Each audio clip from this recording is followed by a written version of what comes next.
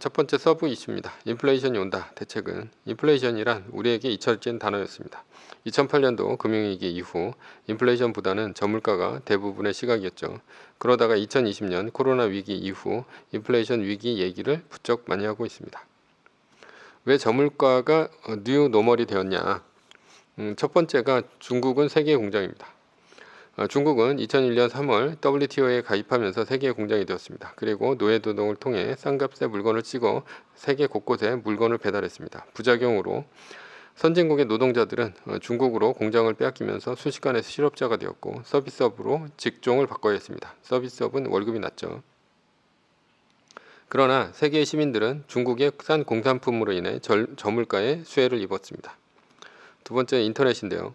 닷컴 버블이 있었지만 인터넷은 결국 유통시장을 제패했습니다. 한때는 대형마트가 골목 상권을 죽인다면서 일주일에 한 번 휴무도 하게 했지만 인터넷으로 쇼핑 스타일이 바뀌자 대형마트도 생존의 위협을 느꼈습니다. 인터넷 쇼핑의 대명사인 아마존뿐 아니라 우리나라에서는 쿠팡, 네이버 쇼핑 등은 시장 점유율을 무섭게 올리고 있습니다. 인터넷 쇼핑의 장점이 뭐냐? 물건의 가짓수가 엄청나게 많다는 점이죠. 그리고 쿠팡의 로켓 배송처럼 배송이 빨라지면서 오프라인 유통과 별반 차이가 없어졌습니다. 그러자 사람들은 인터넷 쇼핑으로 유입되기 시작했습니다. 대형마트도 네이버 쇼핑에 입점했습니다. 그러자 네이버 쇼핑은 가격 비교를 통해 물건값이 싼 곳이 제일 상위에 링크하게 만들었습니다. 눈으로 봐야 하는 신선식품을 빼고 나머지 공산품들은 쇼핑의 차이가 없으니 품질의 차이가 없으니 사람들은 1원이라도 싼 물건을 찾아 쇼핑하게 되었습니다. 그러자 물가가 떨어지기 시작했습니다. 비싸게 부른 입점업체는 낙오되기 시작했고 결국 싼 가격만 남게 되었습니다. 브랜드를 갖고 있는 업체가 아니면 아마존, 네이버 쇼핑, 쿠팡 등과 같은 가격 비교 사이트에서 살아남지 못했습니다. 반면에 오프라인 유통업체는 공간의 제약 때문에 물건의 가짓수에 제한이 있었고 인건비, 물류비, 창고 등을 운영해야 했기 때문에 최저가에 공급하는 것도 불가능했습니다. 신선식품을 빼고 나머지 상품은 인터넷 쇼핑으로 사고 있습니다. 인터넷 쇼핑으로 세계 시민들은 저물가의 수혜를 입었습니다. 세 번째, 부채가 늘어났습니다. 2008년도 금융위기 이후 미국은 3조 5천억 달러의 돈을 풀었습니다. 세계는 유동성 파티를 시작했죠. 돈의 가치는 떨어졌고 돈은 자산 가격을 올렸습니다. 왜냐하면 이렇게 풀린 돈은 안전한 곳으로 가야 하기 때문이죠. 안전한 곳은 애플과 같은 빅테크 회사에게 돈을 빌려주거나 아니면 거액의 자산가한테 말합니다. 이들은 먹고 사는 데는 지장 없는 사람들이 대부분입니다. 따라서 소비에 쓰지 않고 자산의 대부분을 부동산이나 주식 등에 투자를 했습니다. 양적 완화는 결국 자산 가격의 폭등을 일으켰습니다. 부동산과 주식은 연일 사상 최고가 행진을 하고 있는 것이 바로 양적 완화와 저금리의 산물입니다. 2020년 3월 코로나 위기가 터졌습니다. 추락하던 부동산 주식은 미국 연준의 개입으로 또다시 구조조정의 기회를 놓치고 역대 최고치를 깨고 올라가고 있습니다. 만약 코로나가 아니었다면 이렇게까지 돈을 풀지 못했을 것입니다. 코로나는 누구의 잘못도 아니었기 때문에 돈을 마음대로 풀 수 있었습니다. 연준의 양적 완화는 연준의 양적 완화와 저금리는 부동산 주식의 가격을 끌어올렸죠. 이러자 부작용이 나타나기 시작했습니다. 부동산의 부채 비율이 올라가기 시작한 것이죠. 부동산의 부채 비율이 올라가면 갚아야 할 이자도 늘어난다는 얘기입니다. 그러나 제로금리이기 때문에 부동산 가격이 올라도 그것에 따라 부채 비율이 높아져도 저금리이기 때문에 원리금을 상환하는데 문제는 없습니다. 그러나 만약 금리가 높아지기라도 한다면 부채 위기는 현실이 됩니다. 따라서 높아진 부채 때문에 금리를 올리기가 힘듭니다. 연준도 2018년도 10월 달에 금리를 2%대까지 올리고 3%대까지 올리려고 했다가 주식시장에 패닉이 오면서 30% 넘게 폭락을 하자 금리 동결을 외치면서 백기를 들었습니다. 그래서 앞으로 경기가 좋아지더라도 3%대까지 금리를 올리는 것은 힘들지 않을까 이렇게 생각해 봅니다. 너무 많은 부채 때문에 부동산을 소유한 집주인은 원리금을 갚느라 가처분 소득이 줄어들었습니다. 전세를 살더라도 매매가에 맞춰 전세가가 상승하는 바람에 전세 대출 이자를 갚느라 허리가 휩니다. 따라서 금리를 올리기가 힘듭니다. 네 번째는 임금인데요. 중국의 공장을 빼앗기고 졸지에 실업자가 된 선진국의 노동자들은 결국 서비스업 신세가 되었습니다. 공장 노동자는 중산층인데요. 안정적으로 1억 원대 연봉을 받으면서 60대 정년까지 다닐 수 있는 직업 안정성이 있습니다. 따라서 한 나라의 허리이며 생산과 소비의 주체가 됩니다. 그러나 중국이 공장으로 떠오르면서 귀족 노조를 빼고는 모두 서비스업으로 직업을 변경할 수밖에 없습니다. 서비스업의 대표는 유통업이죠. 배달, 상하차, 운전과 같은 직업입니다. 억대 연봉은 고사하고 5천만 원대도 힘듭니다. 따라서 중국 때문에 저물가 시대가 왔지만 저임금의 시대도 같이 왔습니다. 저임금은 소비의 여력이 없습니다. 그러니 저물가가 아니면 소비할 수가 없습니다. 다섯 번째는 저출산 고령화인데요. 대부분의 선진국 베이비붐 세대는 이미 70대를 넘겼습니다. 2차 세계대전이 1945년에 전쟁이 끝났기 때문이죠. 한국은 1953년에 한국전쟁이 끝나 이들보다 8년쯤 늦습니다. 출산율이 줄어들고 노인은 많이 늘어나는 구조입니다. 돈을 많이 쓰는 아이들은 안 낳고 돈을 많이 쓰는 노인이 늘어나니 소비는 줄어들 수밖에 없습니다. 노인은 돈이 많아도 쓸 수가 없기 때문이죠. 왜냐하면 언제 죽을지 모르기 때문에 아끼고 아껴야 합니다. 죽기 전에 거지꼴로 죽으면 얼마나 가구가 떨어집니까? 그러니까 소비는 줄일 수밖에 없죠. 따라서 저물가가 유리합니다. 지금 현재 저금리 저물가에 맞춰진 세상에 살고 있습니다. 인플레이션도 없습니다. 그러던 것이 요즘 슬슬 패러다임이 바뀌고 있는 중입니다. 왜 물가는 오르는가? 물가가 오르는 이유는 코로나19로 공급망 차질이 있었고 임금 상승, 친환경 ESG 등등 때문입니다. 물가가 오른다면 일시적인가 아니면 구조적인가 하나하나씩 한번 살펴보도록 하겠습니다. 첫 번째가 친환경입니다. 1900년 산업혁명 시절에 지구온도보다 2035년 지구온도가 2도 이상 올라가면 지구에 기후변화가 있을 것이라는 믿음 때문에 유럽은 친환경 드라이브를 걸고 있습니다. 그래서 탈탄소와 친환경 재생에너지를 외치고 있죠. 내연기관 자동차는 전기차로 바꾸고 에너지를 만드는 방식도 석탄 화력 발전에서 풍력이나 태양광 등으로 바꾸고 있습니다. 그러나 이것은 에너지 가격의 상승을 불러옵니다. 탄소 발전은 당연히 친환경보다 저렴합니다. 그러나 탈탄소 분위기 때문에 새로운 유전을 개발할 수도 없습니다. 따라서 유가가 올라도 새로운 유전을 착공하지 못합니다. 어차피 좌초자산이기 때문이죠. 저초자산은 앞으로 이제 없애버려야 될 자산입니다. 그러니 앞으로 더 높은 에너지 가격을 부담해야 합니다. 물가 상승 요인입니다. 그런데 일시적이 아닌 구조적 물가 상승 요인이다 하겠습니다. 두 번째는 코로나19로 인한 공급망 차질입니다.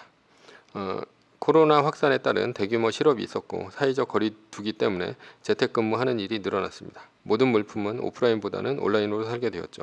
온라인 유통에 트래픽이 걸리자 트럭 운전사 등이 모자라게 되었습니다. 게다가 미국은 집에서 쉬는 편이 훨씬 더 많은 돈을 받을 수 있게 되자 일하는 쪽보다는 집에서 쉬는 쪽을 택했습니다. 사람은 없는데 택배 물량은 늘어나니 결국은 컨테이너선 항구에서 컨테이너를 못 내리고 컨테이너를 내려도 운반한 트럭 운전기사들이 없습니다.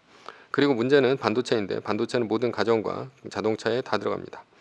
코로나로 인한 재택근무는 가전의 수요를 불러일으켰고 그로 인해서 노트북, 게임기 등과 같은 가전제품 소비가 폭발적으로 늘어났습니다. 상대적으로 싼 차량용 반도체는 반도체 기업으로부터 받지 못해 사려는 수요는 많은데 물건을 못 만들어 1년 후에나 인도를 받을 수 있습니다. 그래서 중고차 가격이 신차 가격보다 올라가는 기현상이 벌어집니다. 물가 상승의 요인입니다. 코로나19로 인해 일터로 사람들이 돌아오면 내려갈 일시적 물가 상승 요인이긴 하지만 문제는 임금입니다. 세 번째는 임금 상승인데요. 미국의 스타벅스 시간당 임금이 12달러로 올랐습니다. 그래도 사람을 구하기 힘듭니다.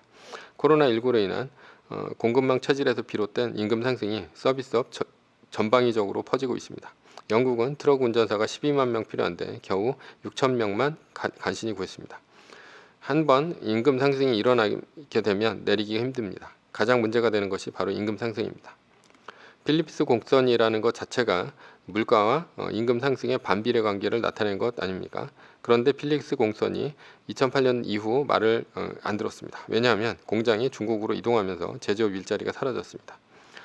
제조업 일자리가 사라지자 사람들은 대규모 실업에 몰렸고요. 실업자는 넘쳐났습니다. 실업자가 넘쳐나는데 임금이 오를 리가 없습니다. 따라서 물가가 오르건 안 오르건 간에 임금 상승은 없었습니다. 그러나 코로나19로 인한 공급망 차질은 임금을 올리고 있는 중입니다. 한번 임금이 올라가면 내리기 힘들기 때문에 구조적인 물가 상승 요인이다 할 수 있습니다.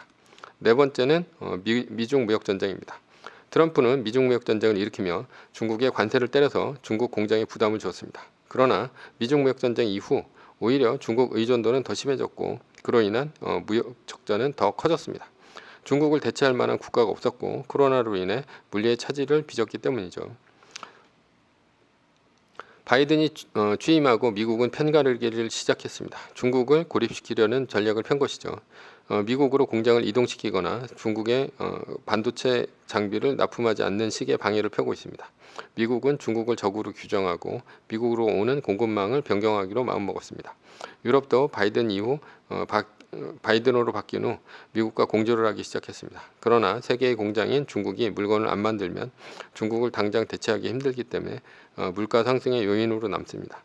게다가 중국이 공급을 한다 하더라도 중국의 인건비는 매년 올라가고 있으며 저출산 고령화로 인해 인건비의 상승은 지속적으로 일어날 수밖에 없습니다. 따라서 미중 무역 전쟁은 구조적인 물가 상승의 요인이다 이렇게 볼 수 있습니다. 다섯 번째는 천문학적인 돈풀기입니다. 미국은 2008년 금융위기 이후 3조 5천억 달러를 풀었으나 미국은 2020년 코로나 위기 이후 4조 달러를 풀고 2021년 이후 4조 달러 이상을 또 풀려고 하고 있습니다. 세계 각국은 코로나로 인해 양적 완화와 저금리 기조를 가져가고 있습니다. 밀턴 프리드먼은 인플레이션은 언제 어디서나 화폐적 현상이다라고 평생 주장해왔습니다. 그렇습니다. 이렇게 돈을 많이 풀면 결국은 물가는 올라갈 수밖에 없습니다. 그렇다면 앞으로 우리는 인플레이션을 상수로 놓고 봐야 하는 것인가 아닌가라는 것이죠.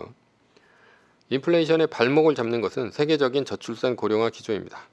게다가 세계의 자산 가격은 끊임없이 오르고 있는 중입니다. 따라서 중앙은행이 인플레이션이 온다고 해서 금리를 올린다고 한다면 전 세계는 침체에 빠질 수밖에 없습니다. 왜냐하면 금리를 함부로 올렸다가 자산 가격이라도 폭락한다면 특히 우리나라 같이 부동산에 저축을 한 나라는 가처분 소득이 줄어들게 되어 있습니다. 게다가 중국과 미국의 디커플링이 급격하게 진행되는 것도 아니니 당분간은 중국의 싼 물건을 이용할 수가 있습니다. 그러나 인건비 상승, 원재적 가격 상승 등의 물가를 올릴 수 있는 요인입니다. 따라서 인플레이션 시대에 대비해야 합니다. 인플레이션 시대의 투자법은 무엇이냐? 인플레이션에 중앙은행이 쓸 수 있는 해법은 금리를 올리는 것입니다. 첫 번째 상품은 채권인데요. 금리를 올리면 채권 가격은 떨어집니다. 금리와 채권 가격은 반대로 움직인다는 것이죠. 다만 중앙은행이 금리를 올리면 때때로 투자할 기회가 생깁니다. 위기가 올 때마다 입니다. 위기가 오면 사람들이 채권을 사면서 채권 가격은 올라가고 금리는 떨어지기 때문이죠. 그래서 중앙은행이 금리를 올리면 나스닥이 마이너스 3%가 떴을 때 TLT로 갈아타는 해지 옵션을 선택할 수 있습니다. 결론적으로 말하면 채권은 최악의 해지 자산이다 이렇게 볼 수 있습니다. 두 번째는 원자재인데요. 인플레이션이 올 때 원유, 철광석 등은 돈의 가치가 떨어지니까 당연히 오릅니다. 뱅가드가 꼽은 최선과 최악의 인플레 해지 자산이라는 기사가 있는데요. 여기 보시면 원자재의 해지 효과는 훨씬 더 강한 것으로 나타났고 인플레이션의 10년 베타는 7에서 9 사이에 변동했는데 예상치 못한 인플레이션이 1% 오르면 원자재는 7%에서 9% 상승한다. 뭐 이런 의미다라는 것이죠. 한마디로 그냥 원자재는 오른다라는 얘기입니다. 세 번째는 주식입니다. 뱅가드는 최근 들어 원자재만큼은 아니지만 주식도 인플레이션 해지 상품이었다. 러셀 3000의 인플레이션에 대한 베타는 지난 1990년대와 달리 현재 양의 값을 보인다. 뭐 한마디로 주식도 괜찮다라는 얘기입니다.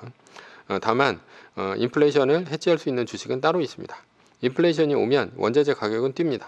원자재 가격이 뛰는데 가격을 소비자에게 전가할 수 없으면 마이너스가 나는 것이죠. 아니면 마진이 굉장히 많이 줄어듭니다. 따라서 원자재 가격이 뛰었을 때 오른 가격을 소비자에게 전가할 수 있어야 합니다. 그래야 인플레이션 해지 기업이라 할 수 있습니다. 인플레이션 해지 기업은 누구인가? 브랜드 가치가 높은 기업이라 할 수 있죠. 뭐 대표적으로는 애플, 나이키, 코카콜라 등이 있습니다. 오늘 재밌는 기사가 났는데요. 미국의 10대들이 찾는 브랜드, 미리 투자하면 고수익이다 라고 볼 수 있는데 이런 기사에서 볼 수 있는 게 나이키는 이번 조사에서 10대들이 가장 선호하는 의류 브랜드다. 그래서 27%가 나이키를 선호하고 있었습니다. 상위 소득 여성 청소년으로 대상을 좁히면 룰루레몬 레깅스가 의류 전체 선호도의 1위다. 룰루레몬이죠.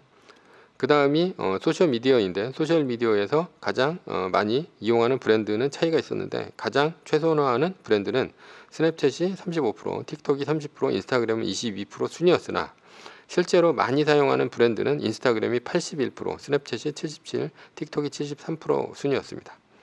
스냅챗, 틱톡, 인스타그램입니다. 결제 앱은 페이팔의 벤모를 가장 많이 이용한다라고 볼 수 있는데요. 꼽은 10대가 41%로 가장 많았습니다. 페이팔이죠. 그리고 미국의 10대들이 여전히 넷플릭스를 즐겨봤는데 소비하는 동영상 플랫폼은 넷플릭스가 32%, 그 다음이 유튜브 30%다. 그래서 넷플릭스하고 알파벳입니다. 마지막으로 10대 청소년의 애플 충성도는 이번 조사에서 여전했다. 10대의 87%가 아이폰을 갖고 있었고 88%는 다음에 아이폰을 살 계획이다. 이렇게 바뀌었습니다. 아이폰이 압도적인 지금 그 점유율을 보이고 있다는 것이죠. 청소년들한테 이런 점유율을 보이고 있다는 얘기는 앞으로도 애플은 한 10년간은 뭐 여전할 것이다. 이렇게 볼 수 있습니다. 결론입니다. 인플레이션은 앞으로 올 수도 있습니다. 그러나 충성도 높은 브랜드가 있는 주식에 투자하면 인플레이션이 온다 하더라도 부자가 될 수 있습니다. 그 중에 갑은 세계 1등 주식인 애플입니다.